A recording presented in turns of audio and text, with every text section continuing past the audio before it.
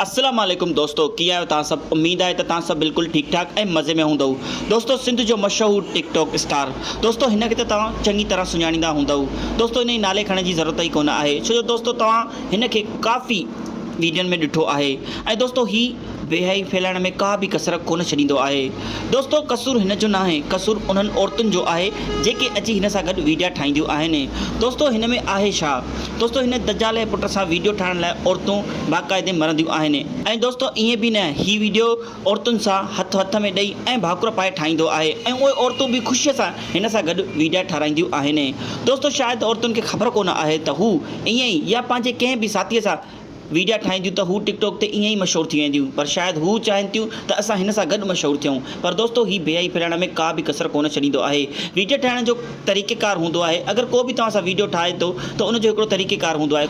खोड़ सारा TikTok star आहिनि जेके वीडियोस ठाहींदा आहिनि काफ़ी लेडीज़ सां, पर हिन जो अंदाज़ ई मुनफ़रद हूंदो आहे ऐं हीउ का बि कसर कोन छॾींदो आहे बेहया वीडियो ठाहिण में। दोस्तों हीउ अजीब ऐं ग़रीब वीडियो ठाहींदो आहे ऐं औरतुनि जो कॾहिं हथु पकड़ींदो आहे त कॾहिं उन्हनि सां भाकुर में वीडियो ठाहींदो आहे। दोस्तों हीउ उन्हनि औरतुनि जो भरपूर फ़ाइदो हासिल कंदो आहे ऐं इहा उन्हनि खे ख़बर कोन आहे। तो शायदि उन्हनि औरतुनि खे ख़बर कोन आहे त हू वायरल कोन, पर उन्हनि जे थ्रू ही वधीक वायरल थी रहियो आहे। अगरि कंहिं बि औरत सां गॾु वीडियो ठाहियो वेंदो आहे त उहो वीडियो तमामु घणो वायरल थींदो आहे, ख़ासि करे जो उन वीडियो में उहा औरत हूंदी आहे। औरत जे करे तमामु घणा वीडियोस टिकटॉक ते वायरल थींदा आहिनि, भले उन्हनि में को बि एंटरटेनमेंट कोन हुजे। पर दोस्तों शायदि उन्हनि औरतुनि खे ख़बर कोन आहे, अगरि हू पंहिंजे कंहिं बि फैमिली मेंबर सां ईअं ई वीडियो ठाहींदियूं त हूअ पाण हुतां ई मशहूरु थी वेंदियूं। पर अलाए छो हुननि खे हिन में अलाए छा नज़र अची रहियो आहे जंहिंजे करे हू सिर्फ़ु हिननि सां वीडियो ठाहिण लाइ मरनि थियूं।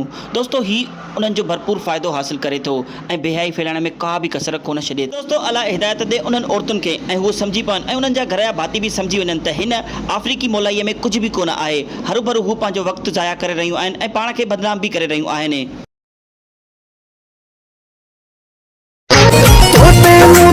सकंदो ही जहान टिकटॉक ते ॾिसंदो ही जहान राजन खे कारी सनियारो तूं ऐं मां, राजन खे कारी सनियारो तूं ऐं मां, हिक ई रंग जा कपिड़ा पायो तूं ऐं मां, हिक ई रंग जा कपिड़ा पायो तूं ऐं मां।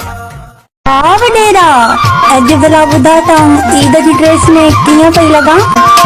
कई सुहन था सरस्वतीअ ठाहियो ख़ुदा थी, दिल कैद करण जा बि हज़ारे त ख़ुदा थी। कातिल वा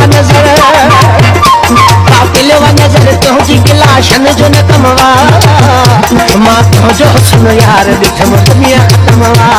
शर्त इहो आ करोगो मुंहिंजो थी रहंदे, शर्त इहो आ करोगो मुंहिंजो थी रहंदे, मुंहिंजो थी रहंदे।